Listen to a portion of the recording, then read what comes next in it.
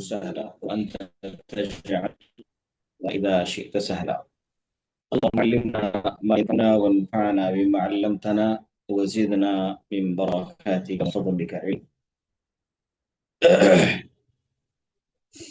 عزیز طلبہ و طالبات، کئی ہفتوں کے وقت کے بعد آج ہم دوبارہ ایک ساتھ جمع ہیں تاکہ اسلامی عقیدے کی کچھ اہم اور بنیادی باتیں شیخ محمد بن عبد الوہاب رحمہ اللہ کی مشہور کتاب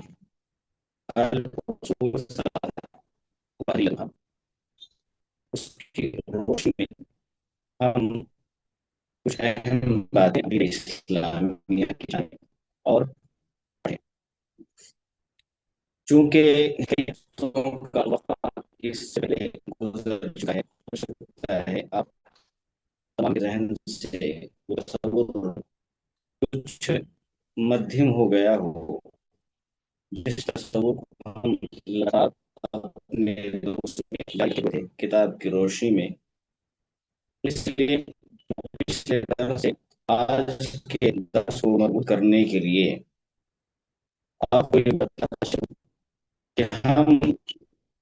ان تین آپریشنس اور بنیادی اور اصولی بات میں داخل ہو چکے تھے جو باتیں صاحب کتاب نے الاصول الثلاثہ سے مراد لی ہیں. الاصول الثلاثہ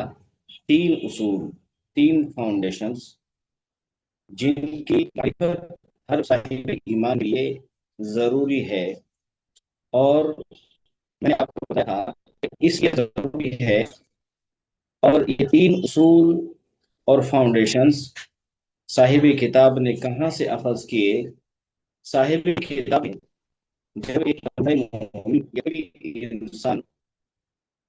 مرنے کے بعد دفن کیا جاتا ہے تو اس سے ان تین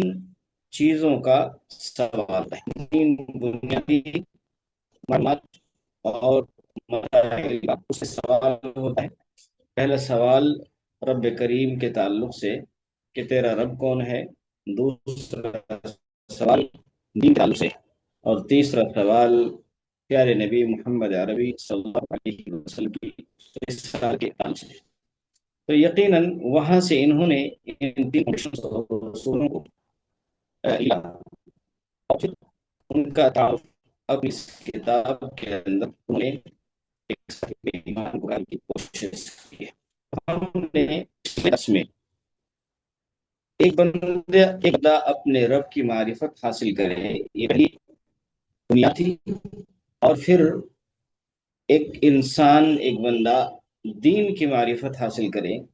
یہ دوسری بنیاد تھی. اور اس دوسری بنیاد کو ہم نے پچھلے درس میں چھو کیا تھا، اور ہم نے اس بات کو ذکر کیا تھا کہ اس کے تین باتیں ہیں. ایک بندہ دین کی معرفت حاصل کرے، اس کے تین مراتب میں پہلا مرتبہ ہے اسلام، اور یہ ایک وسیع مرتبہ ہے، وسیع دائرہ ہے. یہ ایسا دائرہ ہے جس کے اندر ہر وہ شخص داخل ہو جاتا ہے جو کہ خیال میں شامل قرار کرتا ہے.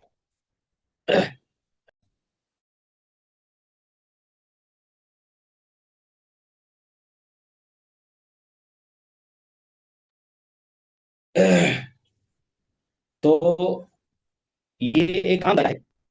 اسلام کا دائرہ، اور اس کے ارکان ذکر کیے گئے ہیں. ہر وہ شخص جو کلمہ شہادت کا اقرار کرتا ہے، صلی اللہ علیہ وسلم جو ہماری طرح نماز پڑھتا ہے، واستقبل قبلتنا، اور ہمارے قبلے کی طرف رخ کر کے نماز ادا کرتا ہے، وَأَكَلَ ذَبِيحَتَنَا، اور ہمارے ذبح کردہ جانور کے گوشت کو کھاتا ہے.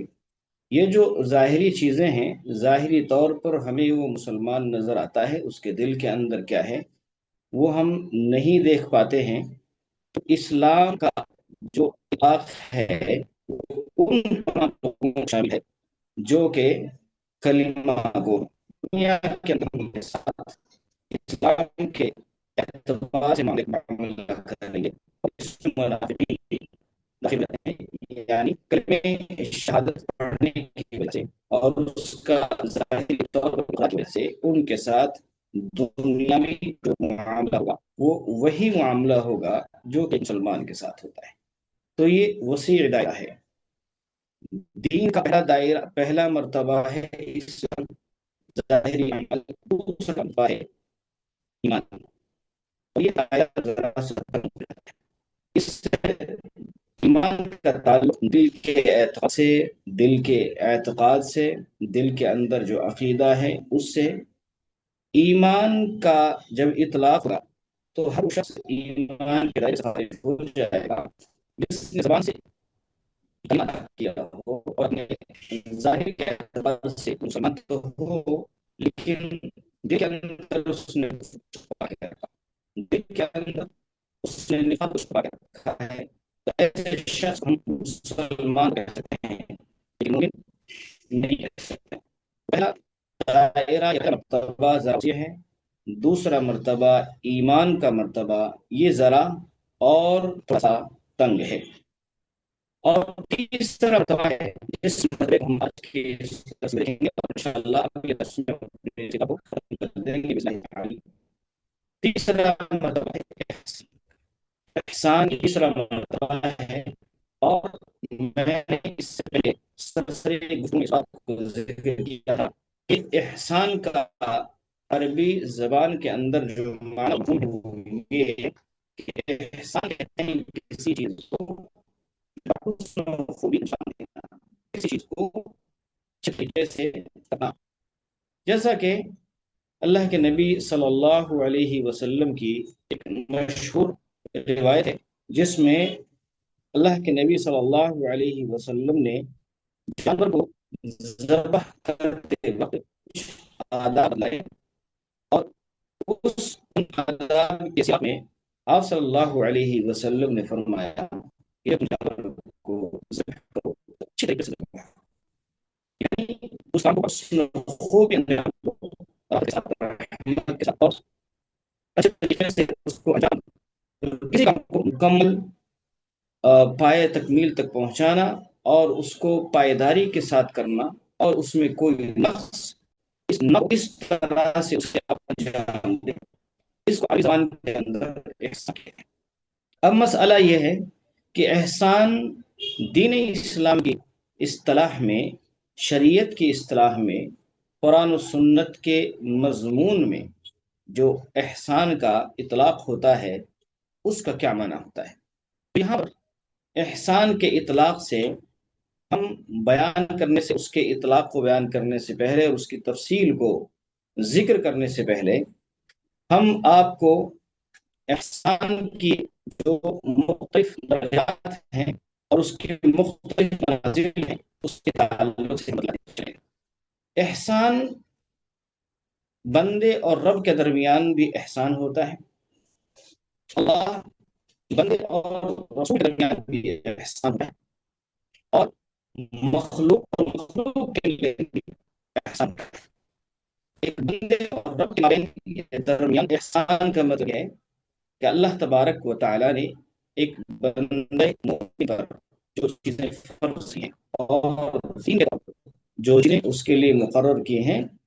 ان کو اچھے طریقے سے ادا کیا جائے، ان کو اچھے طریقے سے ادا کیا جائے، اور آگے بتاؤں گا اچھے طریقے سے ادا کرنے کا مطلب کیا ہے۔ اللہ کے رسول صلی اللہ علیہ وسلم کے ساتھ احسان کا کیا ہمارے درمیان اللہ کے نبی صلی اللہ علیہ وسلم کے درمیان احسان کا شان ہے، احسان کی منزل ہے، اس کا مفہوم یہ ہے کہ نبی صلی اللہ علیہ وسلم نے جو تعلیمات ملی ہیں ان تعلیمات کو بحسن خوبی انجام دیا جائے، اللہ کے صلی اللہ علیہ وسلم کی اطاعت کی جائے، آپ کے حقوق کو بحسن خوبی ادا کیا جائے، ان میں کوئی نقص نہ ہو، اور مخلوق کے درمیان احسان یہ بھی ایک احسان کی منزل ہے۔ اس کا مطلب یہ ہوتا ہے کہ ایک مخلوق دوسری مخلوق کے ساتھ، ایک بندہ دوسرے بندے کے ساتھ، ایک انسان دوسرے انسان کے ساتھ، رحمت کے ساتھ، رحمت کے ساتھ، حسن سلوک کے ساتھ، نرمی کے ساتھ، اور انسانی جو اخلاقیات اور آداب ہیں، شریعت کی روشنی میں ان امر کو ملحوظ نظر رکھتے ہوئے ایک مخلوق کے ساتھ حسن سلوک کر رہے ہیں۔ ایک انسان کے ساتھ حسن سلوک کرے، ایک انسان جانور کے ساتھ بھی حسن سلوک کرے، اور یہ مخلوق کے ساتھ احسان والی منزل بھی، اور مخلوق کے ساتھ احسان کرنے کا کی صورت اور شکل بھی۔ انسان کے ساتھ احسان کرتا ہے، اس کی ضرورت کو پورا کرتا ہے، اس کے ساتھ پیار سے گفتگو کرتا ہے، اس کے حقوق کو ادا کرتا ہے، اس کی پڑوس میں رہتا ہے تو اس کے حقوق کو ادا کرتا ہے، اس کو تکلیف نہیں دیتا، اس کو گالی نہیں دیتا، اس کے ساتھ سچ کا معاملہ کرتا ہے، اس کے حقوق کو ادا کرتا ہے، اس کے حقوق کا خیال کرتا ہے۔ اسی طریقے سے ایک انسان کے ساتھ احسان ہے، اس میں اس کی رشتہ داریاں اور بڑی رشتہ داریاں اس طریقے سے جو انسان کے تعلقات ہیں، ایمانی رشتہ ہے، انسانی رشتہ ہے، یہ تمام چیزیں اس کے اندر شامل ہوتی ہیں جو ایک لمبا سے ایک انسان ایک جانور کے ساتھ احسان ہے۔ مثال کے طور پر اگر آپ گھر کے اندر کوئی پالتو جانور رکھا ہے، مثال کے طور پر ایک بلی ہے، اس کے ساتھ آپ احسان اس طرح سے کریں گے کہ آپ اس کو کھانا کھلائیں گے اور اس کے جتنے حقوق ہیں تمام کی رعایت کریں۔ اور آپ حضرات جانتے ہیں اللہ کے نبی صلی اللہ علیہ وسلم کی مشہور حدیث ہے کہ ایک عورت اللہ تبارک و تعالیٰ نے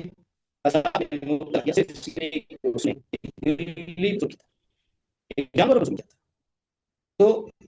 ایک انسان کے ساتھ بھی احسان کرے گا کہ اسلام کے اندر مخلوقات کے ساتھ احسان کی منزل ہے، اس کا طریقہ ہے۔ اسی طریقے سے آپ کو یہ معلوم ہے کہ ایک عورت بنو اسرائیل کی عورت کے تعلق سے نبی صلی اللہ علیہ وسلم کی صحیح حدیث میں یہ بات منقول ہے کہ ایک کتے کو پانی پلانے کی وجہ سے اللہ تبارک و تعالیٰ نے اس کے اس عمل کو پسند فرمایا اور اس کو معاف کر دیا، اس کو بخش دیا۔ تو ایک انسان کے ساتھ اسی طریقے سے انسان کے ساتھ احسان کی نصیحت سب سے پہلی منزل ہے اپنے رب کے ساتھ تمام کے تمام فرائض، واجبات اور تعلیمات ان تمام کو وہ بجاتے ہوئے اللہ تبارک و تعالی کی تعلیمات پر بحسن عمل کرے، اس کے حقوق ادا کرے، پیارے صلی اللہ علیہ وسلم کے اور امتی کے مابین احسان کا یہ ہے کہ اسے کیا جائے اور ان کے حقوق ادا کیا جائے۔ اسی طریقے سے انسان کے ساتھ، مخلوق کے ساتھ، یہ مناسب ہے احسان کی۔ اب مسئلہ یہ ہے کہ احسان کے دو مرتبے ہیں، احسان کے دو مرتبے ہیں۔ جب اسے ہم پڑھیں گے اس بات کا احسان کے دو مرتبے، انسان جب اللہ تبارک و تعالیٰ کے مابین اس کے مابین جو احسان کرو کی منزل ہے، اس کے دو مرتبے اللہ تبارک و تعالیٰ کی عبادت کریں، یہ اللہ کے مابین اور بندے کے مابین احسان کی منزل ہے، لیکن اس کے دو مرتبے، اس کے دو درجے۔ پہلے کی ڈگری، یہ سب سے اعلیٰ مرتبہ، یہ سب سے اعلیٰ درجہ اس کا یہ ہے، کہتے ہیں ان تعبد اللہ کأنک تراہ، آپ اللہ تبارک و تعالیٰ کی اس طرح سے عبادت کرو گویا کہ آپ اسے دیکھ رہے ہیں، گویا کہ آپ اسے اور دوسرا درجہ یہ ہے کہ آپ اگر یہ تصور کر پائیں اپنی عبادتوں میں، اللہ کے حقوق کی ادائیگی میں، کہ آپ اللہ کو دیکھ رہے ہیں، تو کم سے کم تصور آپ کے ذہن میں ہونا چاہیے کہ اللہ تبارک و تعالیٰ آپ کو دیکھ رہا ہے۔ قرآن کریم دونوں درجات کا ذکر موجود ہے، قرآن کریم کے اندر حدیث نبوی کے اندر موجود ہے ہی، لیکن قرآن کریم خود قرآن کریم کی آیتوں سے بات ثابت ہے کہ احسان کے دو درجات ہیں، دو درجے یہاں پر ذکر کیے گئے۔ آپ اس طرح سے گویا کہ بات کریں، گویا کہ اللہ تبارک و تعالیٰ کو آپ دیکھ رہے ہیں، یہ تصور کو اللہ تبارک و تعالیٰ کو دیکھ رہا ہے۔ قرآن کریم کی پہلے درجے پر قرآن کریم کی آیت دلالت کرتی ہے کہ اللہ تبارک و تعالیٰ ہے ان اللہ مع الذین مع الذین اتقوا، بے شک بلا شبہ اللہ تبارک و تعالیٰ ان لوگوں کے ساتھ جو اللہ کو احسان دنیا کے اندر بچ کرتے ہیں، اللہ کی کلمات سے، حدود سے، پابندیوں سے پرہیز کرتے ہیں، اور جو معمولات ہیں ان پر عمل کرتے ہیں، اور وہ ان احتیاط سے زندگی کرتے ہیں، قدم اس طرح سے بچا بچا کر اور جمع جمع کر اور پھونک پھونک کر رکھتے ہیں، وہ بے احساس ہوتا ہے کہ کہیں اللہ تبارک و تعالیٰ کی نافرمانی نہ ہو جائے۔ اس کو کہتے ہیں تقویٰ۔ تو اللہ تبارک و تعالیٰ لوگوں کے ساتھ ہے جو اللہ تبارک و تعالیٰ کا تقویٰ کرتے ہیں، والذین اور لوگوں کے ساتھ ہے جو کہ اللہ جو کہ احسان کرتے ہیں، جو کہ کیا کرتے ہیں؟ احسان کرتے ہیں۔ قرآن کریم کی اس آیت کے اندر اللہ کی معیت کا ذکر ہوا، گویا کہ جو اللہ کا تقویٰ کرتے ہیں اور وہ احسان جو ہے اپنی عبادت میں اور اس تقویٰ میں احسان کے ساتھ اس عبادت کو انجام دیتے ہیں اور اس کو انجام دیتے ہیں، گویا کہ اس تصور کے ساتھ چلتے ہیں، گویا رب کو دیکھ اس تصور سے زندگی گزارتے ہیں، تو اس میں احسان کے پہلے درجے اور مرتبے کا اشارہ ہوا۔ اور قرآن کریم کی دوسری آیت جس میں اللہ تبارک و تعالیٰ کی آیت پر 217 سے 220 تک، اس میں احسان کے دوسرے درجے کا تذکرہ ہے۔ اللہ تبارک و تعالیٰ ارشاد فرماتا ہے وَتَوَكَّلْ عَلَى الْعَزِيزِ الرَّحِيمِ، اور توکل کیجئے علی العزیز الرحیم، عزیز الرحیم، اور اسی طریقے سے صاحب اقتدار اور صاحب عزت اور اقتدار اور اسی طریقے سے رحمت والے، علی العزیز الرحیم، عزیز اور رحمت، صاحب عزت اور صاحب رحمت، رب کریم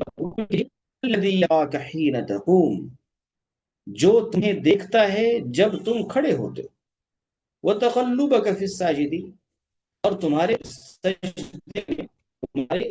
سجدے میں تمہاری حرکتوں کو دیکھتا ہے، یعنی تم سجدے میں اٹھتے ہو اور سجدے سے اٹھتے ہو، دعائیں کرتے ہو، خشوع و خضوع میں جب تم اللہ تبارک و تعالیٰ کی عبادت کرتے ہو تمہیں دیکھتا ہے، انہ هو السمیع العلیم، وہ سننے والا ہے اور جاننے والا ہے۔ یہ جو قرآن کی 3 آیتیں یہاں پر ذکر ہوئیں، ان 3 آیتوں کے اندر اللہ تبارک و تعالیٰ نے یہاں پر احسان کے دوسرے درجے کا ذکر کیا ہے کہ انسان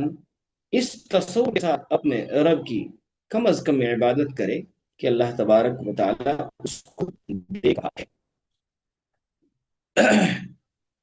اسی طرح سے قرآن کریم کی ایک اور آیت سورۃ یونس کی آیت نمبر 61 ہے، اس میں بھی اللہ تبارک و تعالیٰ دوسرے درجے کا ذکر کیا، فرماتا ہے کوئی بھی عمل نہیں کرتے، کوئی عبادت نہیں کرتے، کوئی بھی عمل نہیں کرتے دنیا کے اندر الا كنا علیکم شہودا، الا کہ ہم تم پر شاہد ہیں، یعنی گویا کہ ہم تمہیں دیکھتے ہیں۔ انسان کے اندر سوچ رہنا چاہیے اللہ تبارک و تعالیٰ مجھے سے دیکھا ہے۔ یہ تو قرآن کی آیتوں کے ذریعے سے احسان کا جو درجات ہیں ان کا ذکر ہوا۔ اللہ کے صلی اللہ علیہ وسلم نے بھی حدیث کے اندر ان احسان کی مناسب کیا ہے اور ان درجات کا ذکر ہے۔ بڑی مشہور حدیث ہے، جبریل علیہ السلام کی حدیث سے حدیث کو کہتے ہیں، رضی اللہ تعالی عنہ سے ہے، کہتے ہیں عمر بن الخطاب رضی اللہ تعالی عنہ بینما نحن جلوس النبی صلی اللہ علیہ وسلم، سوال کہ ہم پیارے نبی صلی اللہ علیہ وسلم کے ساتھ بیٹھے ہوئے تھے، صحابہ کرام کی یہ عادت ہوا کرتی تھی کہ وہ علمی مجلس میں نبی صلی اللہ علیہ وسلم سے اس طرح کیا کرتے تھے. تو آپ کے ساتھ صحابہ کرام بیٹھے ہیں، اذ طلع علینا رجل، اچانک ہوتا ہے ہم ایک شخص نظر آتا ہے، شدید بیاض ثياب، جس کے کپڑے جو ہیں وہ بہت سفید ہوتے ہیں، بہت سفید، یعنی جس کے کپڑے بہت سفید ہوتے ہیں. اور اسی طریقے سے آگے فرمایا پیارے نبی صلی اللہ علیہ وسلم نے، شدید سواد الشعری، اور ان کے بال جو ہے بہت ہی کالے ہوتے ہیں. شخص آتا ہے، لا یرا علیہ اثر سفر کے آثار نظر نہیں آتے، اجنبی ہے لیکن چٹک نہیں لگتا ہے، ولا يعرفه منا احد، فرماتے ہیں ہمیں سے کوئی انہیں پہچانتا بھی نہیں ہے. ایسا شخص آتا ہے ہمارے اس میں، فجلس النبی صلی اللہ علیہ وسلم، اور پھر وہ کیا کرتے ہیں، وہ اللہ کے نبی صلی اللہ علیہ وسلم کے پاس بیٹھ جاتے ہیں. یہ جو شخص ہے بیٹھ جاتا ہے، فاسند ركبتيه الى ركبتيه، آپ صلی اللہ علیہ وسلم کے گھٹنوں سے گھٹنا ملا لیتے ہیں، یعنی آپ کے نہایت قریب ہوتے ہیں. ووضع كفيه على فخذيه، اور اپنی دونوں ہتھیلیوں کو اللہ کے نبی صلی اللہ علیہ وسلم کے اندر رکھ دیتے. اور قربت کا یہ اظہار ہے. یہ انسان جنم میں تھے اور ایک انسان کے پاس یہ شخص ہے، تو کہتے ہیں کہ آپ صلی اللہ علیہ وسلم کی قرآن پر رکھنے وہ ہتھیلیوں کو رکھ دیتے ہیں، اور پھر کہتے ہیں کہ محمد صلی اللہ علیہ وسلم اخبرنی عن الاسلام، مجھے آپ بتائیں اسلام کے بارے میں. اور صحابہ کرام کی مجلسوں میں اگر کوئی شخص باہر سے آتا اور آپ سے کچھ دین کی باتیں سوال کرتا اور دین کی باتیں کرتا، صحابہ کرام کو بڑی خوشی ہوتی تھی کہ اب کچھ نئی باتیں جاننے کا ہمیں موقع فراہم ہوگا. تو ظاہر سی بات ہے صحابہ کرام بڑے دلچسپی کے ساتھ اس شخص کی باتوں کو سنتے ہیں، اور یہ شخص پوچھا ہے کہ اسلام کے بارے میں ہمیں بتلائیں. آپ صلی اللہ علیہ وسلم فرماتے ہیں، ان تشهد لا الہ الا اللہ، اسلام یہ ہے کہ آپ گواہی دیں کہ اللہ کے علاوہ کوئی معبود برحق نہیں، وان محمدا رسول اللہ، اور محمد صلی اللہ علیہ وسلم اللہ کے رسول. یہ شہادت دیں. اس کے بعد وتقیم الصلاۃ، اور آپ نماز قائم کریں، یہ دوسرا رکن ہے. وتؤتی الزکاۃ، اور آپ زکوٰۃ ادا کریں، یہ تیسرا رکن ہے. وتصوم رمضان، اور آپ روزہ رکھیں، رمضان کے روزے رکھیں، یہ چوتھا رکن ہوا. وحج البیت، اور بیت اللہ کا قصد اور ارادہ کریں اور بیت اللہ کا حج کریں، ان استطعت الیہ سبیلا، اگر آپ کے اندر راستے کی ضروریات پوری کرنے کی صلاحیت ہو اور راستہ عبور کرنے کی صلاحیت ہو، آپ کے اندر اگر طاقت ہو اس کے راستے اور وہاں تک پہنچنے کی، تو ایسی صورت میں آپ بیت اللہ کا حج کریں. یہ استطاعت معنوی بھی ہے، استطاعت معنوی ہے، آپ کے اندر جرأت ہو، آپ کا جسم مضبوط ہو، توانا ہو،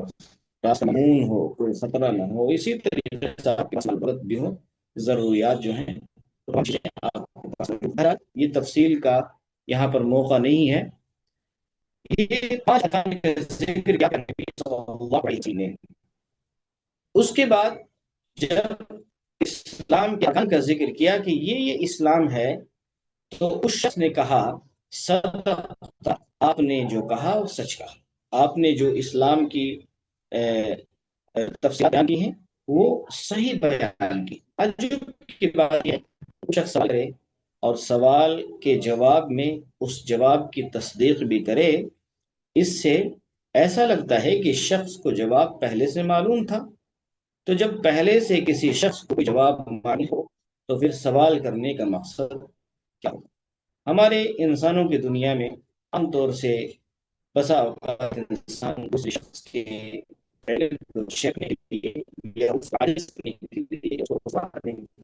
مختلف مقاصد سے اس طرح کے سوالات کہ دوسرے شخص کو عاجز کیا جا سکے مختلف راستے سے کرتے ہیں.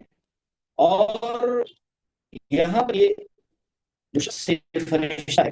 ظاہر سی بات ہے اللہ کے نبی صلی اللہ علیہ وسلم سے یہ سوال کرنے کا کسی مقصد نہیں چاہتا کہ نبی صلی اللہ علیہ وسلم کو لاجواب کیا جائے، بلکہ مقصد یہ تھا کہ حضرت جبریل علیہ السلام ان سوالات کی روشنی میں صحابہ کرام اور آپ کی امت کو تعلیم دینا چاہتے تھے کہ نبی صلی اللہ علیہ وسلم اس مجلس میں اس سوال کا جواب دے تو صحابہ کرام کو سیکھنے کا موقع ملا. تو اس طرح سے سوالات کرتے ہیں کسی مجلس میں،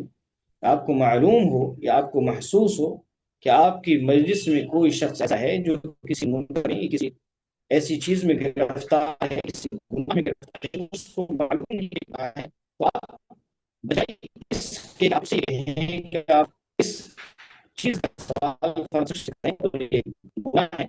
آپ کسی ایسی مجلس میں جس میں مشکل موجود ہو، آپ اس سوال کا جواب جانتے ہوئے سوال پیش کر سکتے ہیں تاکہ آپ کے علاوہ جو شخص اس جواب سے جاہل ہے اس کو اس سے ہو جائے. اس طرح سے آپ سوال اٹھا سکتے ہیں. اور کے سوال کرنے مقصد یہ تھا کہ صحابہ کرام کو معلوم نہیں تھا کہ جبریل علیہ السلام انہیں ایسا لگتا تھا کہ یہ شخص اجنبی ہے اور پتہ نہیں کون ہے، تو کہتے ہیں فتعجبنا له کہتے ہیں کہ ہم کو تعجب ہوا کہ شخص اللہ نے ثابت کر رہا ہے اور آپ کی تصدیق کر رہا ہے. ایسا نبی صلی اللہ علیہ وسلم آپ کے صحابہ کرام سے ایسا ممکن نہیں تھا کہ صحابہ کرام کو کسی چیز کا جواب معلوم ہو سوال کرنے کا تکلف کریں، ایسا ممکن نہیں. صحابہ کرام پیارے نبی صلی اللہ علیہ وسلم سے سوال کرنے سے ڈرا کرتے تھے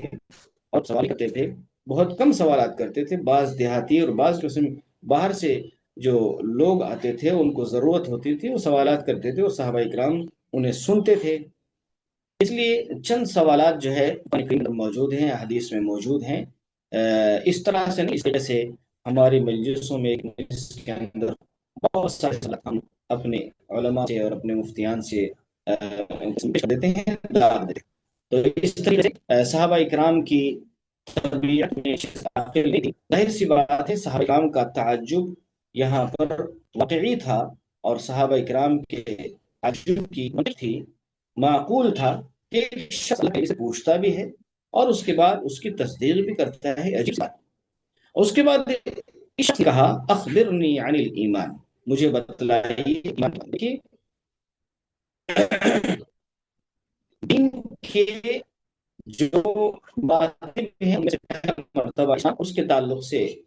حضرت جبریل نے اللہ کے نبی سے سوال کیا اور اللہ کے نبی صلی اللہ علیہ وسلم نے جواب دیا. دوسرا مرتبہ ہے ایمان. ایمان کا سوال کس مرتبہ ہے؟ احسان کا سوال آخر میں اس کے بعد آیا صلی اللہ علیہ وسلم تو صلی اللہ علیہ وسلم نے جواب دیا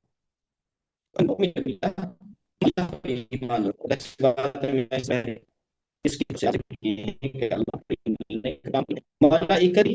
اس کے فرشتوں پر مفصل مجمل جتنے چاہتے ہیں قرآن حدیث میں نام ایمان رکھنا ہے، نام کے ساتھ نام بھی نام کتابوں پر ایمان رکھنا ہے،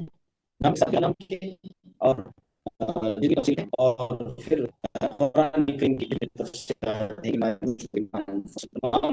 رکھنا ہے. ورسولہ رسولوں پر نام کے ساتھ اور جو نام کے ساتھ ذکر نہیں ان تمام پر ایمان رکھنا ہے. والیوم الآخر کی تصدیق کہتے ہیں تعالی یہ جواب دیا پیارے صلی اللہ علیہ وسلم. اس کے بعد اور سوال کیا نبی علیہ الصلوۃ والسلام نے پیارے نبی صلی اللہ علیہ وسلم احسان کے تعلق سے مجھے بتلائیں. یہ وہ احسان ہے جس کے تعلق سے ہمارا شروع ہوا تھا، جس پر ہمارا شروع ہوا تھا. اور اسی احسان کے مقصد اس کے جو باتیں ہیں ان کو ان کی تفصیلات کی سے ہم نے اس حدیث کو کیا کی کتاب میں اس حدیث کو نقل کیا ہے۔ احسان کے تعلق سے بتلائیے احسان کیا ہے؟ تو اللہ کے نبی صلی اللہ علیہ وسلم نے احسان کے کیا ان تعبد اللہ کأنک تراہ، آپ اللہ کی عبادت اس طرح سے کہ آپ اللہ کو دیکھ رہے ہیں۔ دیکھیں اس کے بعد کہتے ہیں فَإِن لَمْ تَكُنْ تَرَاهُ، اگر آپ اللہ کو دیکھنے کا تصور نہیں لاتے یا ابھی دیکھ پاتے فَإِنَّهُ يَرَاكَ، تو آپ یہ تصور ذہن میں رکھیں عبادت کرتے وقت کہ اللہ آپ کو دیکھ رہا ہے۔ یہاں پر ایک اہم بات میں ذہن میں رکھنی ہے، دیکھنا یہ دیکھنا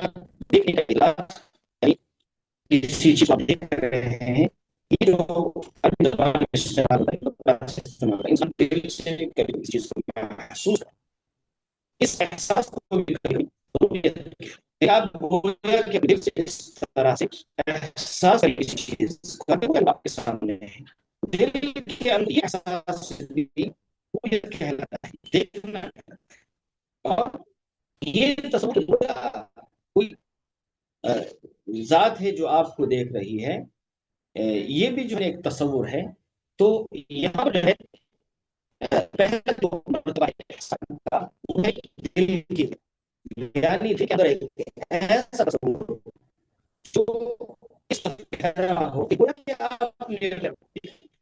ایمان کی وہ منزل اس طرح سے آپ ایمان میں بلندی ہو، ایسا لگے کہ تقریب آپ دیکھ رہے ہیں اس طرح سے، اور آپ کے دل پر اللہ تبارک و تعالیٰ کا خوف، اللہ کی عظمت، اللہ کا رسول بالکل اور مکمل اللہ تبارک و تعالیٰ کی محبت میں شامل ہیں، اور اللہ کے ذات کا جو تصور ہے، ایسا لگتا ہے کہ آپ کا اس تصور کو رؤیت قلبیہ ہم کہہ سکتے ہیں۔ اب یہاں پر ایک اور نقطہ ہمیں یہاں پر بیان رکھنا ہے کہ جب انسان دنیا کے اندر اس طرح سے اس تصور کے ساتھ عبادت کرے گا، ایسی صورت میں اللہ تبارک و تعالیٰ اس دل کی رؤیت اور اس احساس اور دل کے اندر اس مراقبے کا بدل تعالیٰ اس کی جزا اور اس کا جو عوض ہے، اس کا جو ایوارڈ ہے، وہ اللہ رب العزت عطا کرے گا قیامت کے دن ایسے محسن کو۔ قیامت کے دن اللہ تبارک و تعالیٰ کا دیدار حاصل ہوگا۔ اللہ رب العزت قرآن کریم کے اندر ارشاد فرماتا ہے للذین احسنوا الحسنى، احسان اللہ کی عبادت کی، ظاہر سی بات ہے پہلا درجہ یہ معنی رکھتا ہے جن لوگوں نے احسان کے ساتھ اللہ کی عبادت کی، اچھے طریقے سے اللہ کی عبادت کی، اللہ کے ساتھ احسان کیا، نبی صلی اللہ علیہ وسلم کے ساتھ احسان کا ادا کیا، مخلوقات کے ساتھ احسان کا ادا کیا، جنہوں نے احسان کی عبادت کی ان لوگوں کے لیے کیا الحسن جنت ہے، وہ زیادہ، اور جنت سے بڑھ کر ایک چیز ہے، جنت سے اضافی چیز ہے، جنت سے بڑھ کر ایک بڑھ ہے، اور یہ اضافی چیز جنت سے چیز جنت سے بڑھ کر ہے، یہ ایوارڈ اور اضافہ اور یہ انعام کیا ہے؟ یہ اللہ تبارک و تعالیٰ کا، یہ ہے اللہ تبارک و تعالیٰ دیدار، یہ ہے احسان کا جائزہ اور احسان کا انعام اور احسان کا ایوارڈ۔ اب دیکھیں پھر علیہ الصلوۃ والسلام کی جو حدیث ہے اس حدیث کی طرف واپس لوٹتے ہیں، چونکہ یہاں پر ضمن میں باتیں ذکر نہیں تھیں میں نے اس کو موقف کیا۔ آگے کیا کہتے ہیں علیہ السلام سے کیا سوال کرتے ہیں آخر مجھے قیامت کے تعلق سے بتائیے، مجھے قیامت کے تعلق سے بتائیے۔ صلی اللہ علیہ وسلم فرمایا مسئول عنها بأعلم من السائل، مسئول عنها جس سے سوال کیا جا رہا ہے وہ سوال کرنے سے اپنے والے سے زیادہ نہیں جانتا ہے، جس سے سوال کیا جا رہا ہے اسے جو ہے وہ سوال کرنا سے زیادہ نہیں جانتے، یعنی آپ جتنا جانتے ہیں اس سے زیادہ میں نہیں جانتا، مجھے اس کے نام سے علم نہیں، جتنا آپ جانتے نہیں جانتا، یعنی مجھے علم نہیں ہے۔ یہاں پر گویا کہ پیاری سوال پڑ رہی ہے کہ وہ قیامت کب آئے گی؟ قیامت کے نبی صلی اللہ علیہ وسلم نے لا علمی کہا، مجھے معلوم نہیں ہے، مجھے اتنا ہی معلوم ہے آپ سے زیادہ جبریل علیہ السلام کے ساتھ پیارے نبی صلی اللہ علیہ وسلم نے کب آئے گی قیامت کے تعلق سے یہ غیب ہے، اور ہی غیب کا جانکار ہے، اور اللہ ہی جانتا ہے کہ کب قیامت آنی ہے۔ تو اللہ کے نبی صلی اللہ علیہ وسلم نے کہ یہاں پر اپنے علم کیا کہ میں نہیں جانتا، مجھے نہیں جانتا، آپ جانتے ہیں، میں جانتا، آپ سے مجھے نہیں، تو کیا کہ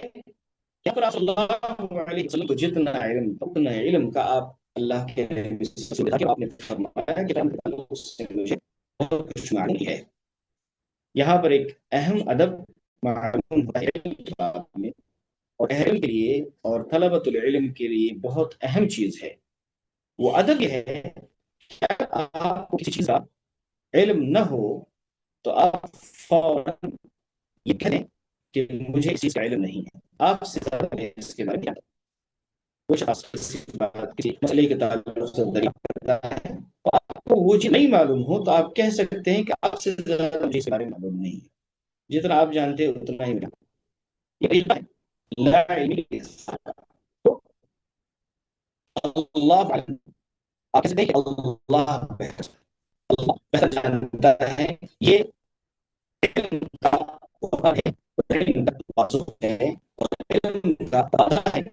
اور اسی طریقے سے علم کا ادب ہے کہ آپ کیا کہیں، آپ یہ کہیں کہ مجھے معلوم نہیں، بلکہ بعض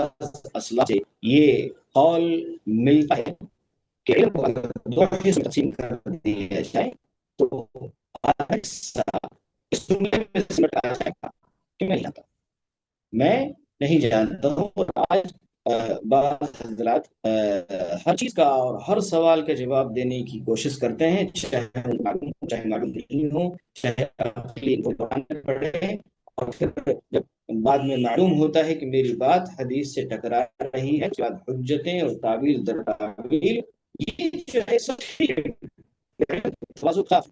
اور علم خاکساری اور علم ادب ہے اس کے خلاف ہے۔ تو پھر نے اپنی لا علمی کا اظہار کیا کہ مجھے نہیں اس کا علم نہیں ہے، اور آپ نے اہل علم سے سنا ہوگا امام مالک رحمہ اللہ امام دار الہجرہ، مدینہ کے امام کہلاتے ہیں، دار الہجرہ، اللہ کے رسول صلی اللہ علیہ وسلم کی ہجرت گاہ کے عالم، امام دار الہجرہ کے عالم، وہاں کے امام۔ تو بہت سارے لوگ دور دراز سے آپ کے پاس مختلف سوال لے کے آتے ہیں، مسائل میں اور شریعت کے باب میں سے تعلق والے بہت سارے مسائل، بہت سارے سوال ان کے پاس ہوتے ہیں۔ دور دراز سے سفر کرتے ہیں، آپ کے مجلس میں مالک رحمہ اللہ کی مجلس میں تقریباً 40 سوال کرتے ہیں، 40 سوال امام مالک رحمہ اللہ کے سامنے، جو کہ اس وقت کے سب سے بڑے عالم تھے، یا مدینہ کے بڑے عالم تھے، کہہ سکتے ہیں کہ جو علماء یا سب سے بڑے علماء میں کہہ سکتے ہیں کہ سب سے بڑے عالم تھے، اور 40 سوال دور علاقے سے آتے ہیں اور سوال کرنے ہی کے لیے آتے ہیں، علم حاصل کرنے ہی کے لیے آتے ہیں کہ فلاں عالم ہے اور اس سے سوال کر رہے ہیں، اور 40 سوالات میں سے صرف 6 سوالوں کا آپ جواب دیتے ہیں، اور باقی جو 34 سوالات ہوتے ہیں ان کا جواب نہیں دیتے اور کہتے ہیں کہ مجھے نہیں پتا، مجھے نہیں معلوم۔ تو شکایت کرتے ہیں کہ اتنے دور دراز سے ہم آئے ہیں آپ سے سوال کرنے، اور آپ جو ہے تو اس کے بعد آپ کہتے ہیں کہ آپ سے بھی آئے ہوں، آپ جو ہے نہیں جانتا، اور اس کے بعد ادب سکھاتے ہیں اگر کسی شخص کو معلوم ہو کسی مسئلے کے تعلق سے بڑے نہیں چاہیے، بلکہ کسی مسئلے کے تعلق سے معلوم بھی ہو، پھر بھی اس کو دوبارہ تحقیق کے ساتھ پھر دوبارہ اس کا جواب دینا چاہیے کہ آپ کو ذرا سا بھی تذبذب نہ ہو اور آپ کو پورا مسئلہ مستحضر ہو، تو آپ کہہ سکتے ہیں دو اور دو چار والی بات ہو، آپ فوراً جواب دے سکتے ہیں۔ اپنا سا بھی تذبذب ہے، آپ کو تاکید کی ضرورت ہے، آپ تاکید کر سکتے ہیں اور کہہ سکتے ہیں کہ ہم اس کو معلوم بتلائیں گے۔ تو یہاں پر ہم نے صحیح سیکھا۔ کہتے ہیں اس کے بعد حضرت جبریل علیہ الصلوۃ والسلام نے کہا کہ اگر قیامت کے تعلق سے آپ نہیں بتلاتے تو آپ اخبرنی عن امرها، آپ بتلائیں کہ قیامت کی علامتیں کیا کیا ہیں، اور جب قیامت کی علامتیں آپ پڑھیں گے حدیث کی کتابوں میں اور اس کتاب میں مجھے جو کتابیں ہیں، تو بعض علامتیں ہیں جو چھوٹی علامتوں میں سے پہلے صلی اللہ علیہ وسلم کی بستی تھی، اور اسی طریقے سے اور بھی ساری چیزیں تھیں۔ تو چھوٹی علامتیں اسی طریقے سے متوسط علامتیں ہیں، چھوٹی علامتوں کے بعد متوسط اور بڑی بڑی بڑی وہ نشانیاں قیام کے بالکل قریب واقع۔ تو عام طور سے جو چھوٹی نشانیاں تھیں اور جو متوسط نشانیاں تھیں وہ تقریباً واقع ہو چکی ہیں یا ان میں سے اکثر واقع ہو چکی ہیں۔ البتہ جو بڑی بڑی نشانیاں ہیں، جیسا کہ دجال کا نکلنا، اسی طریقے سے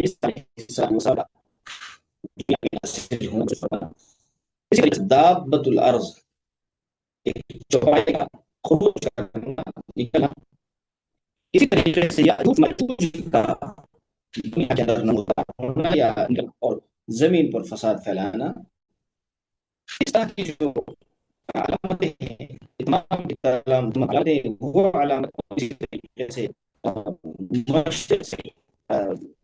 مغرب سے سورج کا طلوع ہونا، مغرب سے سورج کا طلوع ہونا، مغرب سے ابھی سورج مشرق سے طلوع ہوتا ہے اور قیامت سے پہلے یہ سورج مغرب سے طلوع ہوگا، تو پھر اس کے بعد توبہ کا دروازہ بند ہو جائے گا۔ اس کے بعد توبہ انسانوں کو قبول نہیں ہوگی، توبہ کا دروازہ بند ہو جائے گا۔ یہ بڑی بڑی علامتیں ہیں، یہ تمام علامتیں باقی ہیں اور ان کا ہونا باقی ہے۔ تو نبی صلی اللہ علیہ وسلم سے کہ مجھے علامتیں بتلائیے، تو آپ صلی اللہ علیہ وسلم کو علامتوں کا علم دیا گیا تھا اور آپ کو بتلایا گیا تھا کہ یہ علامتیں قیامت سے پہلے آئیں گی اور قیامت کی یہ نشانیاں ہیں۔ تو ان سے پہلے نشانی کا آپ صلی اللہ علیہ وسلم نے فرمایا ان تلد الامة ربتها، ایک لونڈی کیا کرے گی؟ لونڈی اپنی مالکن کو جانے گی، لونڈی اپنی مالکن کو جانتے گی۔ اس کے دو معنی نے ذکر کیا۔ پہلا معنی یہ ہے کہ لونڈیاں ان کی کثرت ہو رہی، لونڈی ایک بیوی ہوتی ہے اور ایک لونڈی ہوتی ہے، جسے انسان کا کرتا ہے اور پیدا ہوتے اور ایک جو ہے مرد و زن کے مابین تعلقات قائم کرنے کا ایک شریک جو جواز ہے وہ یہ ہے کہ جو محاسن والی عورتیں اور ان عورتوں کو مرد مرد ان کی کے ساتھ پیدا ہوتے ہیں۔ لونڈیوں کی اتنی زیادہ اتنی کثرت ہو جائے گی کہ یہ لونڈیاں یہ جو ہے آزاد ہوں گے، کیونکہ آزاد باپ کی اور جو ہے نا اولاد ہوں گی، تو پھر یہ اپنی ماہی کی مالکن ہوں گی، اپنی ماہی کی مالکن ہوں گی۔ اور مفہوم کیا ہے کہ ان سے جو اولاد ہوگی ان کی بچوں کی کثرت ہوگی، پھر یہ بچے جو کہ آزاد مردوں کے بچے ہوں گے، تو یہ آزادی ہوں گے، تو یہ اپنی ماں کے مالک ہوں گے۔ اس طرح سے بھی اس طرح سے بھی جو ہے صورتحال پیش آئے گی، اور بعض اس جملے کا اور اس علامت کا معنی اور اس مفہوم بھی بیان کیا ہے انتر ربتہ کہ لونڈی اپنی مالکن کو جنم دے گی، لونڈی اپنی مالکن کو جنم دے گی، سمجھ گئے کہ بیٹیاں اپنی ماں کے حقوق نہیں کریں گے، اور بیٹیوں کا کے دل میں ماں کی جو عزت ہے، ماں کی جو قدر ہے، ماں کا جو احترام ہے، وہ احترام اس قدر ختم ہو جائے گا کہ مائیں ایسا نہیں کہ اپنی بیٹیوں کی غلام، اپنی بیٹیوں کی غلام، اور بیٹیاں ان کی ماں اس طرح سے چڑھ بات کریں گی، اس طریقے سے کسی بات کو خاطر میں نہیں لائیں گی، اس طریقے سے بے عزتی کریں گی، اس طرح سے ان کی بے کریں گی، اور اس کو آپ ماں اور باپ دونوں فکر کرتے ہیں، اس طرح سے ماں باپ کے حقوق کی پامالی ہوگی، اور یہ جو علامت ہے اگر اس مفہوم میں اس کو لے جائے تو آج کل یہ علامت واقع ہو چکی ہے، یہ اکثر گھرانوں میں پائی جاتی ہے، اکثر گھرانوں میں ماں باپ کی اس طرح کی حیثیت ہوتی ہے کہ اولاد جب بڑی ہو جاتی ہے تو یہ اولاد ماں باپ کی حقوق کی کوئی رعایت نہیں کرتی، کوئی خیال نہیں کرتی، بلکہ افسوس ہے کہ ہمارے معاشرے میں ایسی چیز روٹے کھڑے ہو جاتے ہیں لوگ جو ہے بعض خاص جنوں گھر سے باہر نکل چھوڑ جاتے ہیں، اور شیلٹر ہومس ہیں، اس طرح کے جگہوں پر چھوڑ دیا جاتا ہے، اور ماں باپ اپنے بچوں کے دیدار کے لیے ترستے ہیں، اور اسی طریقے سے اولاد کرتی ہے، اپنے ماں باپ کو گھر سے نکل طرح طرح کے اس طرح کی صورتحال ہمارے پڑوس میں بہت لوگ ایسے ہیں جو اپنے والدین کے حقوق کی رعایت کرتے ہیں، بہرحال تو بڑی تکلیف حالات ہیں، اور یہ علامت اگر اس مفہوم میں لی جائے، اس مفہوم میں علامت ہمیں اپنے آپ سے نظر آتی ہے کہ یہ واقع ہو چکی ہے۔ اسی طرح سے اللہ کے نبی صلی اللہ علیہ وسلم نے فرمایا وَأَنْتُمْ حُفَاةَ الْعُرَاةُ، آپ دیکھیں گے قیامت کی ایک علامت یہ بھی ہے کہ آپ دیکھیں الحفاظ ننگے پیچھے والے، العورات ننگ بدن رہنے والے، یعنی جن کو نہ اوڑھنے کا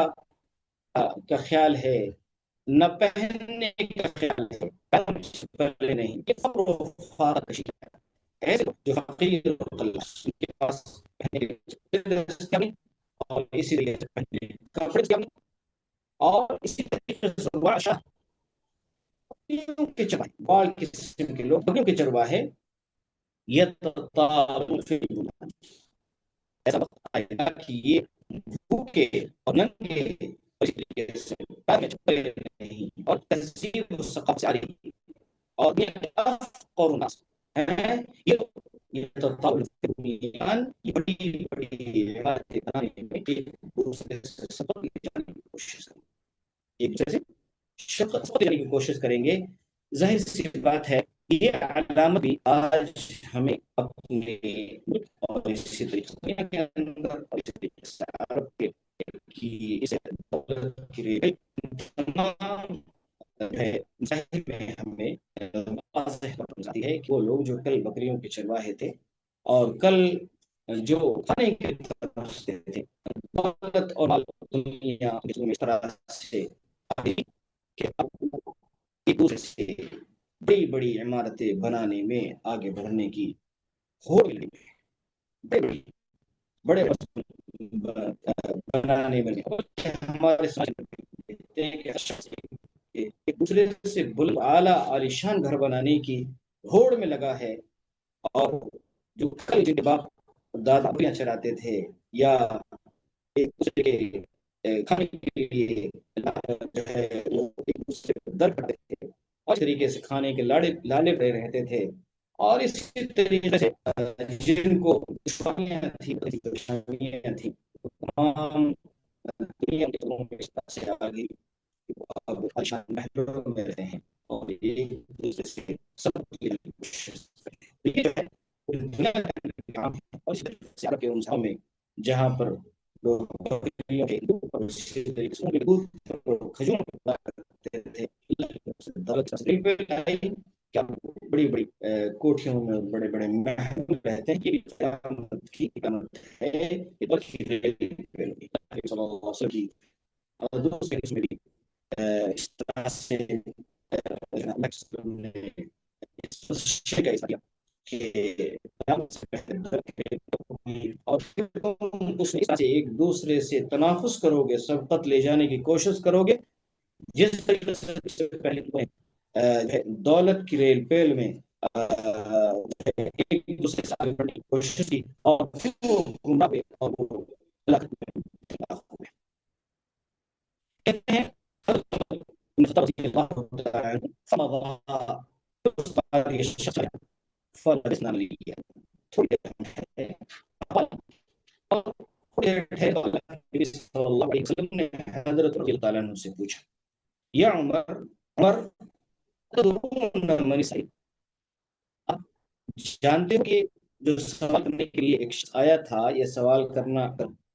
جو شخص سوال کر رہا تھا یہ کون تھا؟ کیا آپ جانتے کہ کون تھا؟ تو حضرت عمر رضی اللہ عنہ کہتے ہیں اللہ و رسول اللہ اس کے رسول بہتر ہیں۔ ظاہر سی بات ہے کہ نبی صلی اللہ علیہ وسلم جب دنیا کے تو ہم صحابہ یہ کہہ سکتے تھے اللہ و رسولہ عالم، لیکن اللہ کے نبی صلی اللہ علیہ وسلم کی وفات کے بعد اب ہمیں کیا کہنا چاہیے؟ لا اظہار کے لیے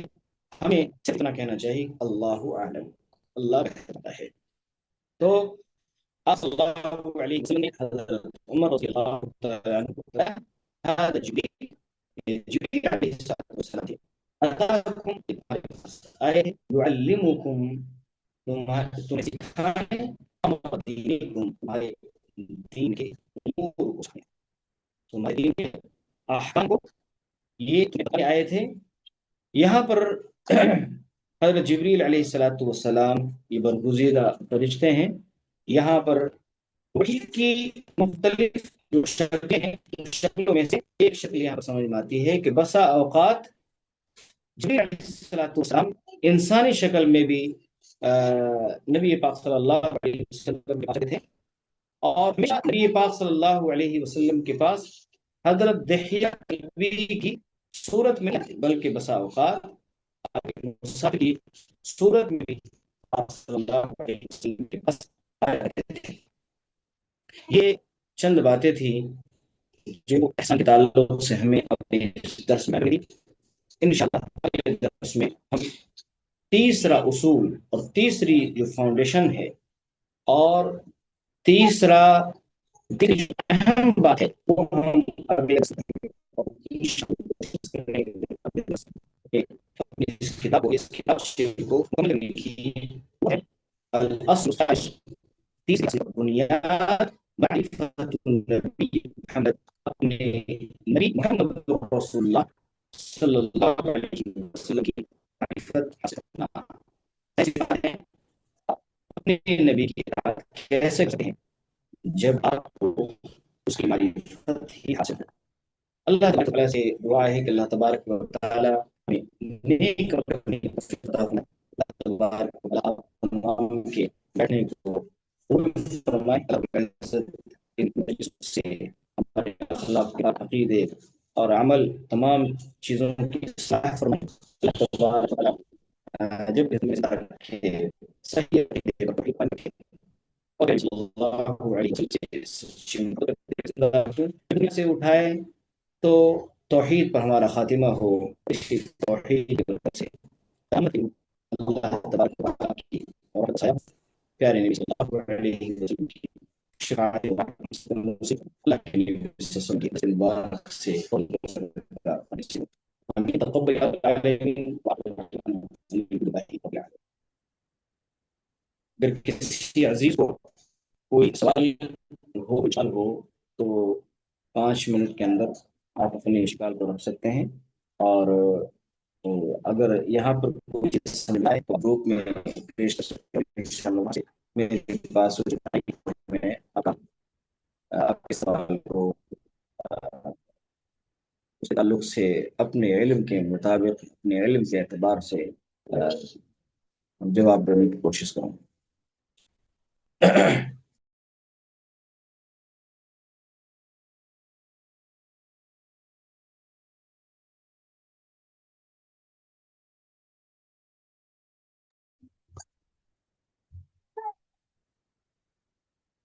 آواز اچھی کٹ کٹ کے آ رہی، بہت زیادہ لیول پہ.